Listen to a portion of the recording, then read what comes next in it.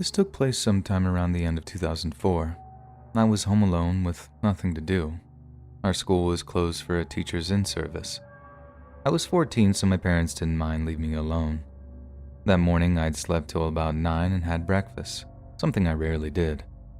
I did what little homework I had and watched TV until 2 p.m. Tired of soap operas, I began walking the house. My mom called to check on me at about 2:15, and we spoke for around 10 minutes. After that, I returned to my search. I briefly considered raiding my folks' liquor cabinet, but getting drunk alone didn't sound very fun. As I rambled around the second floor, the door to the attic caught my attention. I'd been up there once or twice, but never paid much attention. Our house was one of those big Victorian-age farmhouses, the kind with a full-size attic. Before I was born, my grandmother had used it as her sewing room, but now it was just used for storage. My curiosity began getting the best of me, so I flipped on the light and climbed the stairs to the top. The room had a musty smell and was creepily dark, even with the overhead light and sun coming through the lace curtains. Everything was covered in a thick layer of dust. I walked over to my grand's sewing desk and flipped through some of the papers sitting on it. Nothing interesting, just some tax records from the early 80s. I moved across the room and noticed a big wooden chest. It appeared to be very old. I was hoping some of my grand's dresses were inside. I'd seen photos of her when she was young and loved how she dressed. My mom mentioned that some of her clothes were still around somewhere, and I was hoping that I could try them on. The hinge thing that held it closed was a bit stiff, but I eventually worked it free. Inside was a folded piece of cloth along with a big stack of books and papers. The piece of cloth got my attention. I grabbed as many books as possible and set them next to me. That was when I saw a photo album with writing on the cover. I lifted it from the chest and held it in the dim rays of sunlight peeking through the curtains. On an old and yellowed strip of paper, taped to the cover, were the words, "Hex House." The words meant nothing to me but sounded interesting. To get a better look, I took it over to the sewing table.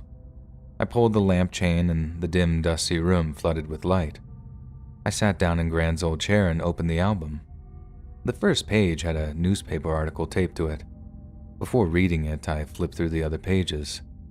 The whole book was nothing but clippings. I returned to the beginning and began reading. One by one, I was drawn deeper and deeper down the rabbit hole. What I've written below is a brief account of a long-forgotten horror that took place in the waning years of World War II. It is, in just a few words, the creepiest true story I've ever heard. It was 1944. The place is Tulsa, Oklahoma.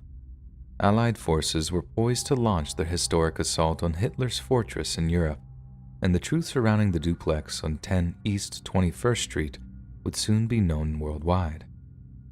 Carolyn Smith was a widow living in one half of the beautiful home on the corner of 21st Street in South Main. She had recently applied to the ration board for 7 ration books. Her request for such a large number prompted an investigation.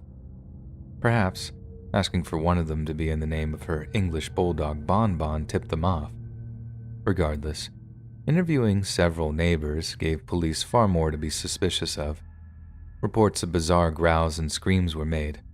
Even stranger, the 3 inhabitants of the home were seen burying something behind the house at midnight.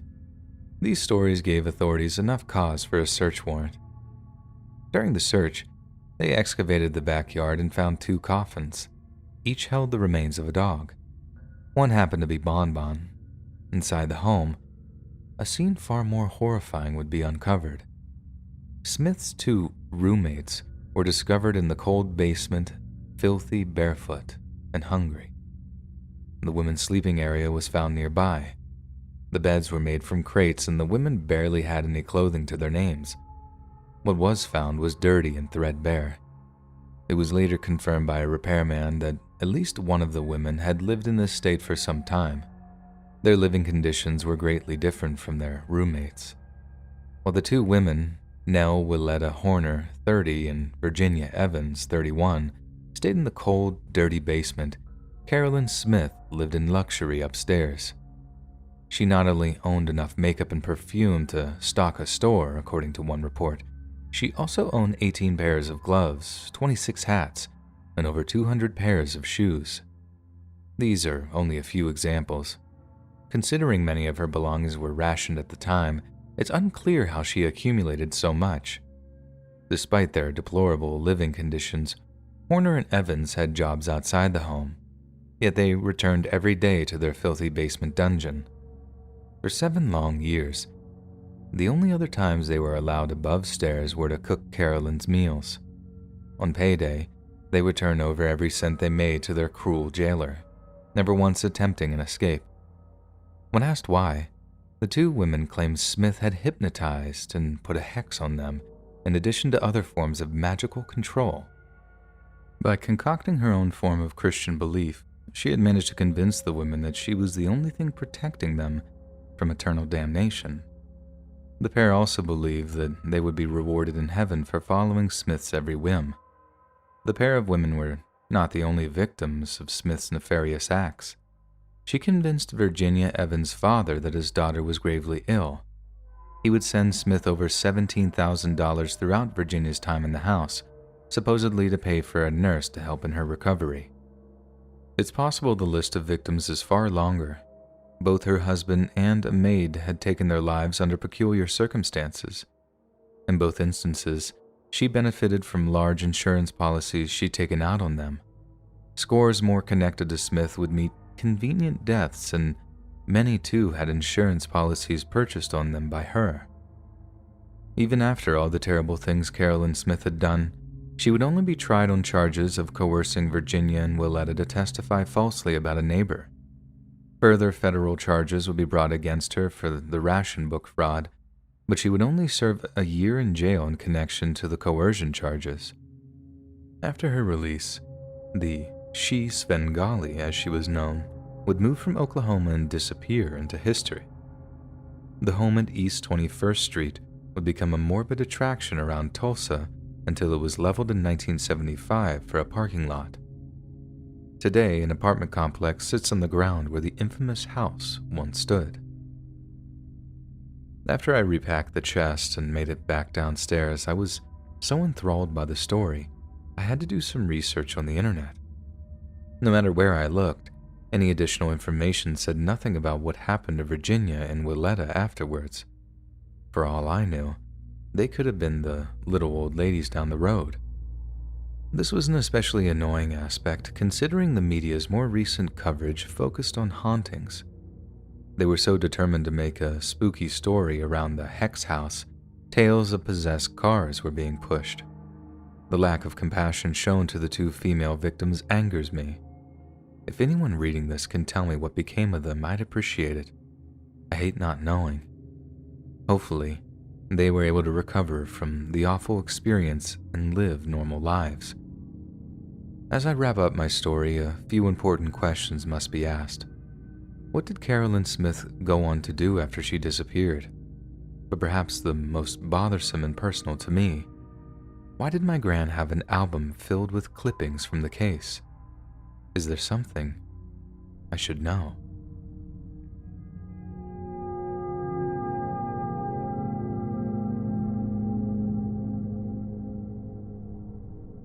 On June 12, 1977, approximately 130 young Girl Scouts from all over the Tulsa area gathered at the Girl Scouts headquarters in Tulsa. The group boarded buses destined for an annual week-long trip to Camp Scott. The camp is located near the Oklahoma town of Locust Grove, about 50 miles from Tulsa. The Girl Scouts had operated Camp Scott since 1928. The camp sat on 410 thick wooded acres. The Scouts were separated into small groups by age, then each assigned their own areas across the camp. Each of these areas were named after Native American tribes. Tent number 7 in the Kiowa camp was located at the end of the horseshoe figuration, furthest from the counselor's tent, but closest to the bathrooms. Because of the thick woods, seeing the tents next to you was very difficult. Staying in Tent 7 was 10-year-old Doris Denise Milner, a native of Tulsa. This visit would be her first to Camp Scott. Denise had shown a reluctance to going on the trip, so first-time counselor, 15-year-old Michelle Hoffman, took her under her wing doing all she could to ease Denise's fears. Upon reaching the camp around 4 p.m., Denise met her tent mates, Lori Farmer, age 8, and Michelle Goose, age 9. The girls seemed to hit it off right away. In total, there were 27 girls in the Kiowa area. After a talk about the rules and a sing-along that evening, the campers headed off to their tents. The counselor, Michelle, checked in on Denise before she turned in. All seemed well with the inhabitants of Tent 7. One final check was made by another counselor around 10:30. Throughout that night, a different counselor was awakened multiple times to deal with noisy girls in Tent 1 and 4. Said counselors passed Tents 6 and 7 and observed nothing unusual about either one. By 8 a.m. on Monday, June 13th, news would be breaking all over the Tulsa area of the murders of 3 Girl Scouts at Camp Scott. As the story unfolded, more details would be released. Apparently, 3 girls had been violated and beaten to death. Parents began flooding the Girl Scout headquarters, demanding to know what had happened. The entire nightmare had its source in what a counselor would discover around 6 a.m. She had been on her way to the bathhouse when she found a little girl lying on top of her sleeping bag near the base of a tent. Fearing there had been an accident, she assembled the other counselors to do a head count. After a search of Tent 7, a large amount of blood was discovered, but the girls assigned to it were gone, along with their sleeping bags. The main counselor drove to the camp director's office to get her and the camp nurse. When they returned, the trail to the bathhouse was walked again. 2 other girls were discovered in their sleeping bags. They, along with the girl from earlier, were all dead. All 3 victims were from Tent 7. They had been found just 150 feet from their tent. Lori and Michelle were the ones found lying side by side in their sleeping bags. Denise was found lying on top of hers. Her hands had been bound behind her back with duct tape. It was almost 7:30 before law enforcement arrived. The bodies were transferred to the county coroner. Autopsies determined Lori and Michelle had been beaten to death, while Denise, although she too had been beaten, died due to ligature strangulation. The time of death was between 2 a.m. and 5 a.m. Reports still conflicted as to if the girls had actually been the victims of indecent assault or not. Denise and Michelle had cords tied around their bodies in what looked to be double half-hitched knots. The cords were wrapped around their bodies and tied to their wrists. At the time, crime scene investigators determined the attack originated inside the girls' tent. Their assailant, or assailants, were thought to have entered through the back, striking Lori and Michelle on their heads. On June 14th, the floor of Tent 7 was flown to the crime lab, and technicians discovered there was blood all over the floor that looked to have been wiped up using towels and mattress covers. 2 different prints were found in the blood and outside the tent, further strengthening the belief that there were multiple attackers involved. In addition to the shoe prints, a flashlight, duct tape, and a piece of cord were entered as possible evidence. While the investigators did their work, other law enforcement joined with volunteers and brought in tracking dogs from Pennsylvania. For 9 days the search continued, turning up next to nothing, and the investigation dragged on. On day 10, this would all change. Mays County District Attorney Sid Wise held a press conference in which he named a suspect in the homicides, Gene Leroy Hart. A 33-year-old native of Locust Grove had escaped from the Mays County Jail 4 years prior and was still on the loose. Hart had been convicted of kidnapping and assaulting 2 pregnant women and 4 counts of first-degree burglary. He still had 305 years left on his 309-year sentence. Evidence from the search seemed to show Hart had been staying in a cave just 3 miles from Camp Scott. Regardless of his violent history, Hart had many supporters. Many of them felt he was being targeted since he was a Native American and had embarrassed the sheriff by escaping his jail not once, but twice. Hart would eventually be apprehended 10 months later on April 6, 1978. Acting on a tip, officers found him hiding out in a shack owned by Sam Pigeon, a Native American medicine man. His trial would begin in March of 1979 in the Mays County Courthouse in Pryor, Oklahoma. The Mays County DA Sid Wise had withdrawn from the case after receiving some heat were shopping around for a book about the Girl Scout murders. The state's case was not a strong one. It relied only on hair and fluid samples found on the bodies. The state's theory was that Hart had entered the back of Tent 7, striking both Lori and Michelle about their heads, then bound and gagged Denise and took her from the tent to where he strangled her. Then he removed the other two victims from the tent to where they were ultimately found. Despite this theory, the state was forced to admit that they had no real proof connecting Hart to the scene. The defense, however, insisted that Jean Leroy Hart was a scapegoat, even insinuating the evidence found in the cave was planted. They had another man they claimed was the killer. William A. Stevens had been convicted of violently assaulting women and was serving time in a Kansas prison at the time of Hart's trial. Two witnesses testified at Hart's trial that Stevens had shown up at their door the day of the murders. He had scratches all over his arms and what looked like blood on his shoes. They also said the red flashlight found at the scene was Stevens. Stevens denied their story, claiming he was at work in Seminole, Oklahoma at the time of the murders. His story was backed up by his employer's paycheck and time card. Hart's trial lasted only 10 days without him taking the stand. 6.5 hours after the case was handed to the jury, they had a verdict. Not guilty. One of the jurors would later state that within 5 minutes of entering the deliberation room, all 12 had voted not guilty. They felt there was just too many loose ends and that the prosecution hadn't proven its case. Denise, Michelle, and Lori's families were devastated by the verdict. Hart, however, would not be a free man as he still had to serve 300 years from his previous sentencing. 2 years after his acquittal, Hart was dead. He'd had a heart attack while lifting weights in the yard. His funeral would be held in Locust Grove with over 1,000 mourners in attendance. Still looking for someone in which to give the blame, in 1984 the Milner and Farmer families filed a civil suit against the Magic Empire Council of Girl Scouts organization. They claimed negligence because the camp lacked proper security, among other factors. At the trial, there was testimony from former campers and counselors as to some strange occurrences that happened prior to June 12, 1977. Prior to the murders, counselors were at Camp Scott for training. One of them reported her belongings had been gone through. Donuts she had in a box had been stolen out of her tent. The donut box contained a note that said, "We plan on killing 3 little girls." The counselor took the note to the camp director, who thought it was a prank. Another counselor in training reported hearing noises behind the staff housing unit. The camp dog, Sally, started barking and growling. Unfortunately for the families, the jury voted 9-3 in favor of the organization, and the verdict was upheld 2 years later by the state appeals court.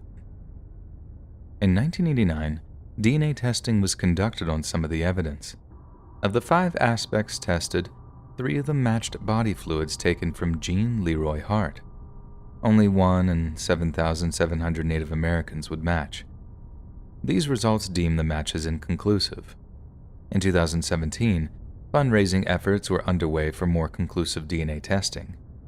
Over $30,000 had been raised so far. Carl Myers, a convicted murderer, is another suspect who had been looked at. A former prisoner came forward to say Carl had confessed. Myers died in 2013 of natural causes. He was in prison after being convicted of murdering Cindy Marzano of Broken Arrow, Oklahoma. The farmers organized the Oklahoma chapter of Parents of Murdered Children. Richard Goose focused on victims' rights advocacy in the 1980s. He helped to push the passing of the Crime Victim Witness Bill of Rights. He was later appointed to the Crime Victim Compensation Board by Oklahoma's then governor. The Girl Scout murders is still an open case.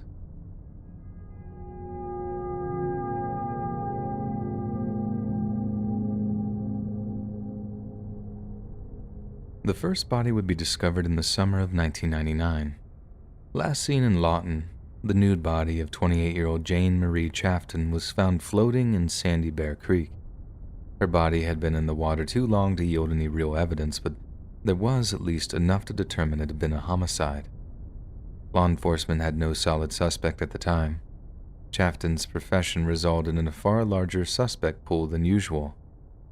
Like many of the escorts working the area along Cache Road, her drug habit put her in contact with a large number of unsavory characters.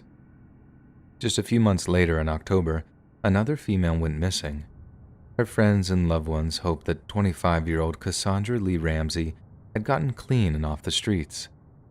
Sadly, 5 months later, their hopes would be dashed when Cassandra's body was found discovered under a bridge in Jefferson County. Her death, too, was ruled a homicide. To some in law enforcement, it was beginning to look like a serial killer was at work. In total, 5 escorts would be killed by the Lawton serial killer. The following are the names of his assumed victims: Jane Marie Chafton, 28, Cassandra Lee Ramsey, 25, Mandy Ann Raitt, 21, Janice Marie Buono, 29, Pamela Dawn Woodring, 34. In addition to these 5, some believe 17-year-old Tanya Marie Hook also fell prey to the murderer. She lived on Cash Road and disappeared in 2003. Her remains were found in a ditch 5 years later near the town of Cole. In each homicide, the women had been stripped and dumped in bodies of water. Almost all had drugs in their systems.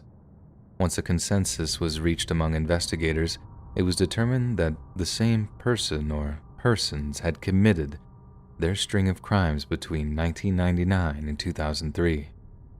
All of the women were from Lawton. The most recent to move there was Pamela Woodring, who had just arrived after a stint in prison. The rest had lived in the city for some time. The few witnesses the police were able to find suffered from credibility issues as they were criminals and addicts themselves. After the final murder in 2003, the case went cold. As serial murderers are known to do, detectives feared their perpetrator had moved on to another city, and a whole new group of women were about to lose their lives. Serial killers can be a notoriously hard group to track. Many of them, including this one, often pick people who are in desperate situations like drug addiction and selling their bodies. These same communities are largely ignored by society. If they do die or come up missing, unfortunately few people care.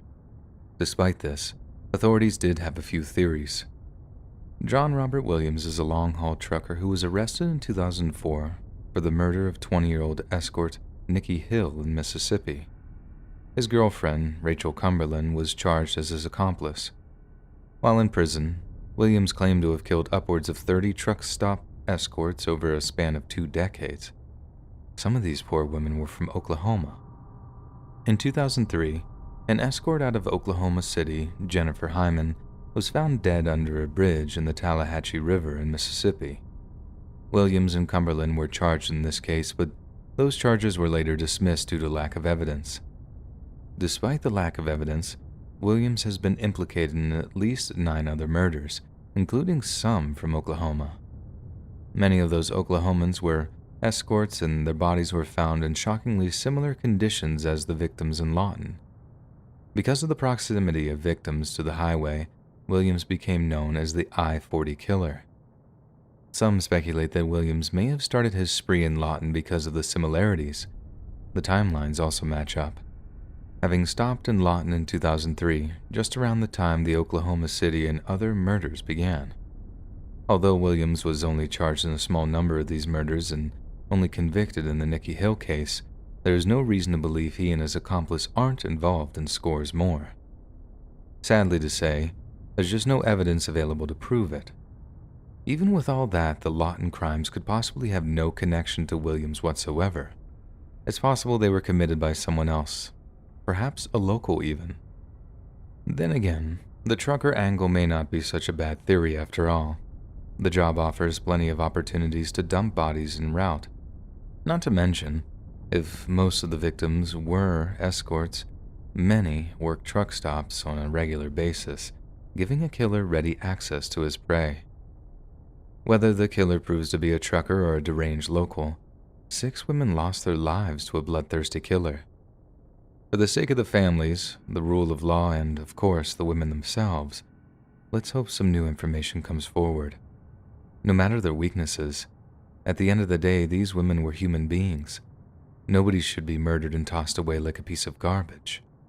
They deserve just as much compassion as anybody else does, but even more, they deserve justice.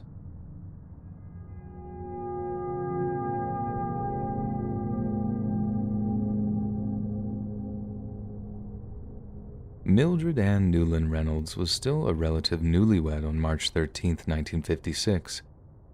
Her and Richard D. Reynolds, a schoolteacher and basketball coach, had just married the year before and purchased a farmhouse on a rural road near Avard, Oklahoma, 8 miles southwest of Alva. Mildred was a senior at Northwestern Oklahoma State University in Alva, Oklahoma, majoring in chemistry. At the time, the Reynolds were hosting Mildred Ann's nephew, Jerry Huckabee. He too was attending NWOSU. Ann and Jerry would ride back and forth to school together except for Tuesdays when he had a botany lab. March the 13th just happened to be a Tuesday. After eating lunch with Jerry until about 12:30 p.m., picking up dry cleaning and purchasing brake fluid, Ann started for home. When she was just 2 miles from Hopeton, Oklahoma, for some unexplainable reason, she veered into the wrong lane and stopped. According to Highway Patrolman G.R. Brown's report, her car tracks appeared to show that she put her car into reverse and began zigzagging backwards.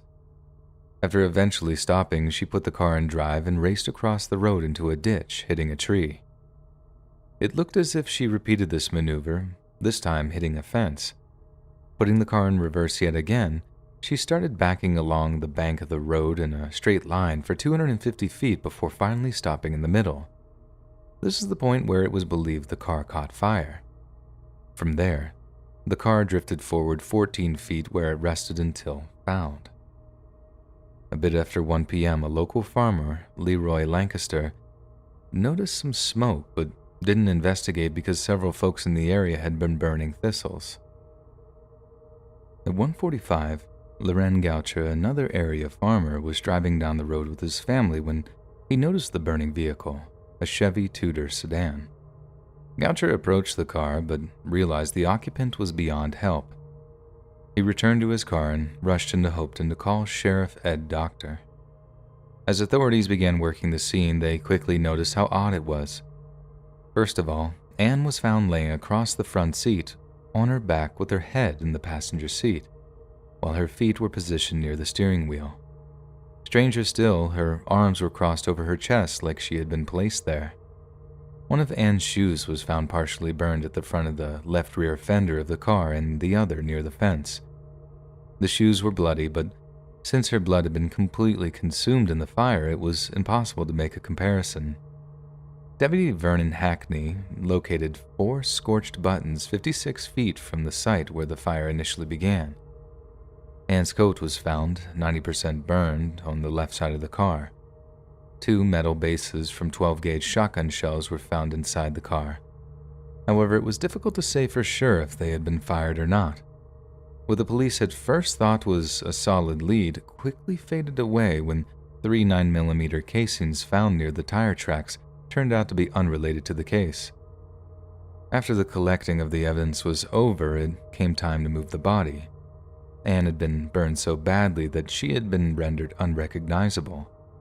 The case report indicated the left tibia was the only long bone still attached to her body, and one of her legs had burned off at the knee.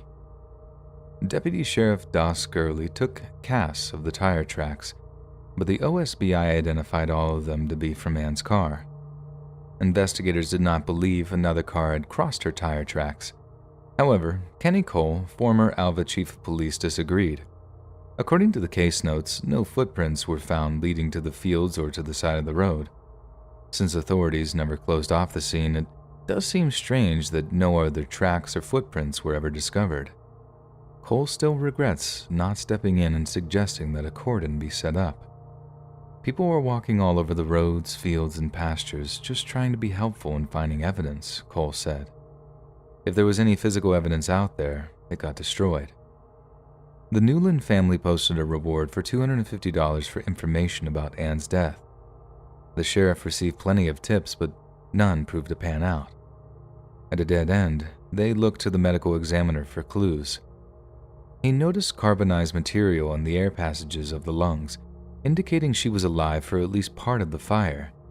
There were no signs of assault, but the body was so damaged it would have been hard to actually determine. The official cause of death was the fire, but why didn't she get out to avoid the flames? The only conclusion was that she had been incapacitated, but no one could say why.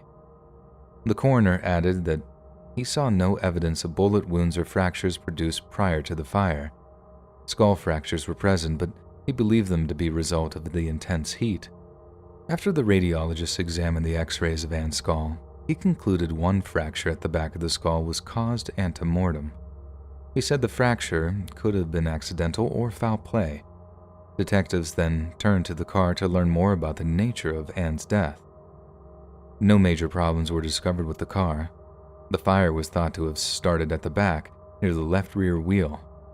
The cause was never ascertained, however. Because the windshield had melted, the fire was thought to have reached at least 1700 degrees.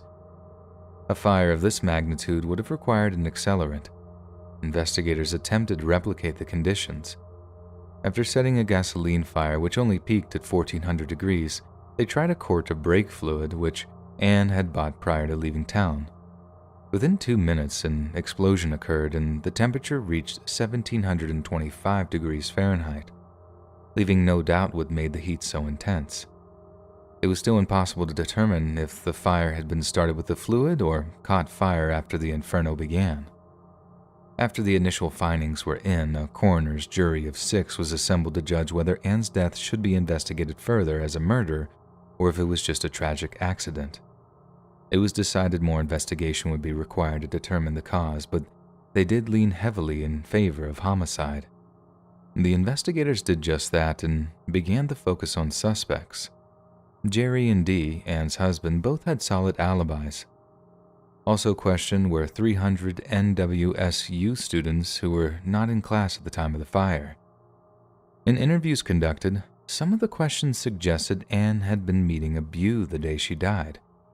No one questioned ever suggested that was a possibility. In fact, many said the opposite. Of her past boyfriends, none ever alluded to her as being fast. Everyone who knew the couple said they appeared to be completely in love.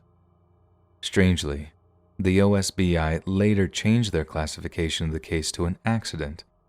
They stated the reason for the actions of the car was that Anne had suffered a vertigo attack. Although she'd never been diagnosed with the condition, she had complained of similar symptoms to her doctor. He claimed he hadn't noticed any red flags while examining her in the past, but admitted he could have missed something. He said the roaring in her head could have been caused by an inner ear infection, impairing her equilibrium. There is a problem with that assessment. Vertigo basically causes extreme dizziness, and it can feel like the earth is moving, but it doesn't affect mental faculties. Unfortunately, the case is still considered unsolved. Despite his alibi, whispers about Dee having some involvement in his wife's death persisted. He would eventually move away and start a family. No matter what everyone else thought, the Newland family never believed Dee could hurt Anne. They showed their support by maintaining a close relationship with him. Dee would even help Anne's father harvest his wheat every summer. Family members alive today do all they can to keep Anne's memory alive. A few have even pursued the case themselves, sadly with no further results. In a case so fraught with questions and dead ends, one more strange thing would occur on April 29, 1986. A Lawton, Oklahoma mother was found burned to death in a crashed car on a lonely stretch of back road. This death, too, was filled to the brim with weird occurrences and clues, perhaps even more than the Anne Reynolds case. More than a few people have noticed eerie similarities between both women's deaths. To date, both cases remain open and authorities see no hope in them being solved without the public's help. If you do have information regarding either case, please don't refrain from contacting law enforcement. I'm sure their loved ones would appreciate it.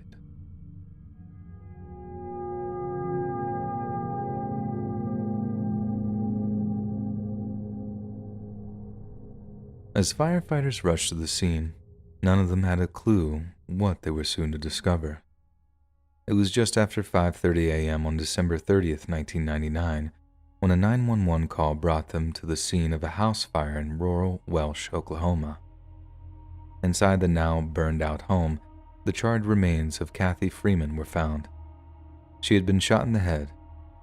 At first, law enforcement believed Kathy's husband, Danny Freeman, had killed his wife and fled with his daughter, Ashley and her friend Laura Bible after starting the fire, despite the Freeman car still sitting in the driveway with the keys inside.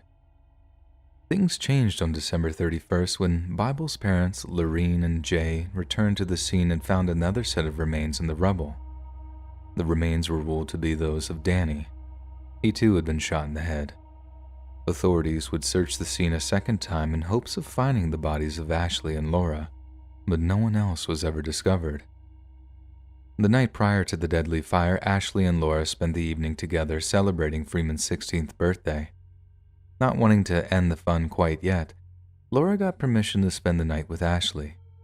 This would be the final time either girl would be heard from or seen again. At some point in the wee hours of December the 30th, a nightmare would come to life. No one will ever know for sure what happened that terrible night, but Lorene Bible never gave up hope that her daughter and Ashley would be found alive one day. Over 15 years passed, and authorities kept the case alive. Unsolved Mysteries and America's Most Wanted would feature the case on their shows in 2000 and 2001. HLN even included the story in a 4-part series titled Hell in the Heartland. It was released in July of 2020. The period between the night of the fire and now have not been without their moments of hope and disappointment. In the decade just after Ashley and Laura went missing, 2 convicted killers would confess to their murders. Tommy Lynn Sells and Jeremy Jones would both do so just to recant afterwards. Jones claimed he had killed the Freemans as a way to pay off a drug debt and then took the girls with him to Kansas. Supposedly, he shot them and threw their bodies into an abandoned mine. Subsequent searches of the mine yielded nothing, and Jones would ultimately admit that he made the story up to get better food and phone privileges. When the case was featured on Unsolved Mysteries in 2001, rumors of local Craig County police involvement was mentioned. The Freemans had been feuding with the department over the shooting death of their son, Shane, after he stole a car. Despite ruling the death justifiable, the family threatened to file a wrongful death suit against them. Danny's brother, Dwayne, went as far as to claim Danny had told him that deputies had been intimidating him just before his and his wife's death. Then, in April of 2018, almost 20 years later, justice would finally be served. Ronnie Dean Busick, 66, was arrested and charged with 4 counts of first-degree murder. 2 other suspects who had since died were also identified: Warren Philip Welsh II and David Pennington. The Washington Post wrote that at least a dozen witnesses had heard the 3 men bragging about assaulting and killing the 2 girls, going so far as taking photos at the time. These witnesses also alleged they had killed the Freemans over drug money and held Ashley and Laura at Welsh's trailer for several days before ending their lives. One female witness who lived with Welsh provided a sworn affidavit that said the 3 accused disposed of the girl's body in a pit or mine shaft in Pitcher, Oklahoma. Law enforcement stated at the time they thought the remains had been buried in a cellar and then covered in concrete. After his arrest, Busick spoke with Laura Bible's mother, Lorene, and denied knowing the location of her daughter or Freeman. However, on July 15, 2020, he would plead guilty to the first-degree murder of both young women, Ashley's mother and father, Danny and Kathy Freeman, and to the burning of their home. He would also go on to admit withholding information about Welsh and Pennington's involvement in the crimes. His plea was part of a deal in which he would receive 15 years total, suspending the final 5. All of this was contingent upon his helping the authorities in attempts to find the girl's remains. If his assistance led to the recovery before his sentencing hearing, the term of sentence would be reduced to 5 years behind bars and 5 years suspended. He would, of course, also get credit for the time that he had already served. This deal was likely a hard thing to swallow for the victim's remaining family, but they were looking forward to finally getting their girls home. It seemed as though Busick was going to hold up his end. Acting on information from him, investigators searched and excavated a home in Pitcher, Oklahoma. Sadly, though, nothing was found. Because of this, the judge gave Busick the full term of 15 years, requiring a full 10 years be spent in prison. Even after all the dead ends through the years, Some in law enforcement are confident that it's only a matter of time before they'll find the victim's remains. Maybe prison will give Busick the opportunity to reflect on his despicable actions, and he'll finally give the cops what they need to find Ashley and Laura. I'm not going to hold my breath, though. Relying on a psychopathic mass murderer to have a change of heart is like expecting a lion to become a vegetarian. It's just not something they do. If you have any information, no matter how small, call your local law enforcement. Perhaps one of you out there right now has what we need to give everyone affected by this horrible crime the peace they deserve. Let's bring Ashley and Laura home today.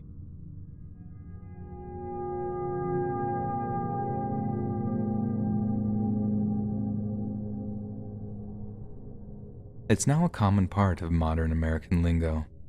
Some light-hearted video game developers even created a very controversial game series based solely on this one short phrase, going postal. It's a term that we are all well aware of and may even use from time to time. But do you know where the phrase originated? If you were alive and paying attention in the 1980s and 90s, you may know it was a tempestuous time of economic and political struggle. It was also a period that gave birth to the mass shooting, at workplaces in particular. No other workplace seemed to play host to more of these than the post office. It was almost as if you couldn't turn on the news back then without seeing another report of a postal worker shooting up his job site. Just in the 90s alone, 6 different post office-related shootings occurred. 2 even happened on the same day. We now know just how bad things were to get after the turn of the century, but these events still shock the public greatly no matter how numerous they seem to be. These days, this stuff is almost commonplace. I'm not here to argue the finer points of what causes these events to happen. Rather, my purpose is to share the story of how a senseless act of bloodshed on August 20th, 1986, gave birth to a common phrase many of us often use in jest. After hearing this, you may rethink using it. The seeds of destruction were sown just the day before. Although there is no real consensus as to Patrick Sherrill's work performance, we do know his supervisors, Bill Bland and Richard Esser Jr., did reprimand him for something that day. Sherrill was a relief carrier, which meant that he lacked the job stability many of his coworkers with regular routes and more seniority enjoyed. This may have played on his mind and been a small part of what caused his break. Regardless of his supposed reasons, when he arrived at work the following day, he was determined to wreak vengeance on all those he felt had wronged him. In order to do this, Sherrill carried with him a Colt 1911, a Remington 1911, and a .22 caliber Ruger Mk2 pistol. Shortly after 7 a.m., he would claim his first victim, Supervisor Richard Esser Jr. Soon after killing Esser, Sherrill went into search of the other supervisor, Bill Bland. Fortunately for Bland, he had overslept and didn't arrive until the shooting had ended. Not finding Bland, he sought out co-worker Paul Michael Rockney and took his life. This was just the beginning, however. For the next several minutes, Bland would calmly walk through the crowded post office sorting room, shooting and reloading until he was left with one last bullet. Finding himself with no other options, Sherrill would turn the gun on himself. Out of the 100 or so employees present that day, 14 would die at the scene and another 6 required hospitalization. On May 29, 1989, a time when the shootings were still very fresh on America's mind, a monument to those who lost their lives was erected outside the post office south entrance. The memorial includes the bronze statues of a man and woman standing atop a pillar in the center of a fountain, holding a ribbon of which the bow is attached at its base. Although it may sound complex, it is actually very tasteful. The Edmond community joined with the USPS to build the monument. The bronze statues were created by sculptor Richard Muno. Each year, and in particular the 25th and 30th anniversary of the murders, people gathered from all around the world to honor the memories of those who lost their lives on that horrific morning. Below, I've included the list of those who were killed or injured that morning. I've chosen to include the injured because I feel that Even if they didn't sacrifice their lives, the scars they carry, mental and physical, are just as important. The dead. Patricia Ann Chambers, 41. Judy Stevens Denny, 41. Richard C. Esser Jr., 38. Patricia A. Gabbard, 47. Kenneth W. Morey, 49. Leroy Orrin Phillips, 42. Jerry Ralph Pyle, 51. Paul Michael Rockney, 33. Thomas Wade Shader Jr., 31. Patty Jean Husband, 48. Betty Ann Jarrett, 34. Patty Lou Welsh, 27. William F. Miller, 30. The injured. William Nemo, Jean Bray, Michael H. Bigler, Steve Vick, Judy Walker, Joyce Ingram. May they all rest in peace forever.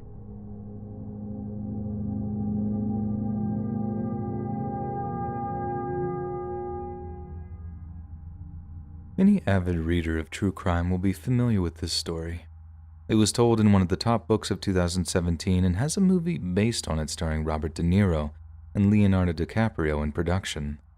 So if you've not read Killers of the Flower Moon yet, or want to wait for the film, I suggest you stop here. For those of you who stuck around, I'll begin.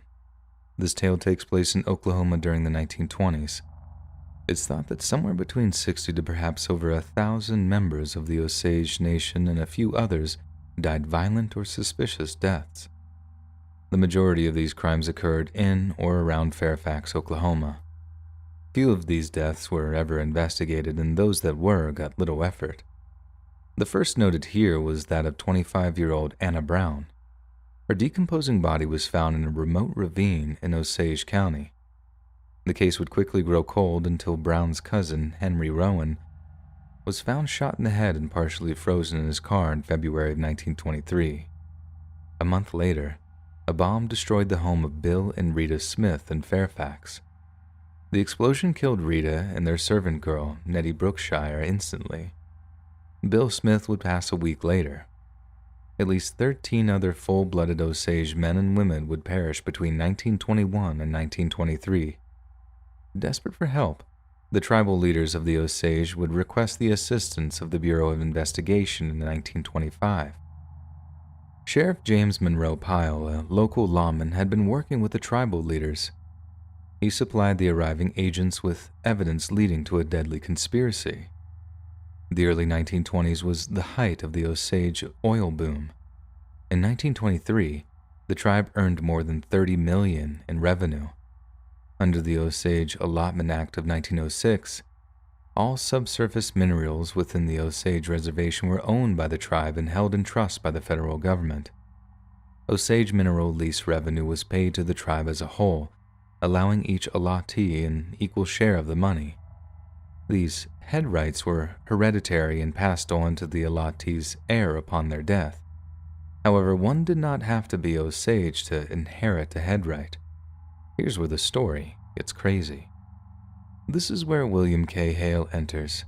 He encouraged his nephew Ernest Buckhart to marry a full-blooded Osage allottee, Molly Kyle. Molly's mother, Lizzie Q. Kyle, lived with the couple in Fairfax. Lizzie died in 1921 of what many suspected was poisoning.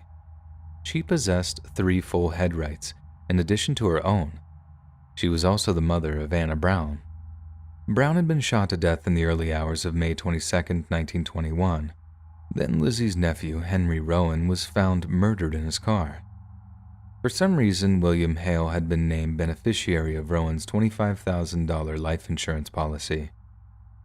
Finally, on March 10, 1923, Lizzie's daughter, Rita Smith, and her husband, William Smith, were blown up along with their servant in their home. With this string of misfortunes, Molly and Ernest would inherit a massive windfall. They too would have likely died had the Bureau of Investigation not been called in. Many others would lose their lives during this time, including a few well-known oil men. But for the sake of brevity, I'll focus mainly on the Burkhart, Kyle, and Hale connection. The borough had placed some undercover officers around the area upon their arrival. the agents would discover the existence of an evil group led by William Hale. Hale was an affluent rancher with his hand in numerous other pies, including banking. He referred to himself as the King of the Osage Hills. Fortunately for the Osage Nation, the king would eventually be dethroned. In January of 1926, now confident of their case, the Bureau began the arrests. Under interrogation, Ernest would tie a local farmer/ranch hand John Ramsey to the Rowan murder. After confessing his part in the Smith murders, Ramsey would in turn claim Hale was the mastermind behind the crimes. He also implicated two other men, Asa Kirby and Henry Grammer. By April of the same year, two additional men, Kelsey Morrison and Ernest's brother Byron, would be charged in the murder of Anna Brown. Between June 1926 and November 1929, the defendants were tried in federal and state courts. In June 1926, Byron Burkhart would plead guilty to the murder of William E. Smith and be sentenced to life at the state penitentiary at Mikalsen. He would turn state's witness and testify against Hale and Ramsey. These two men would be convicted for the murder of Henry Rowan and given life at the federal prison in Leavenworth, Kansas. A petty criminal, Kelsey Morrison would admit to killing Anna Brown at the behest of Hale.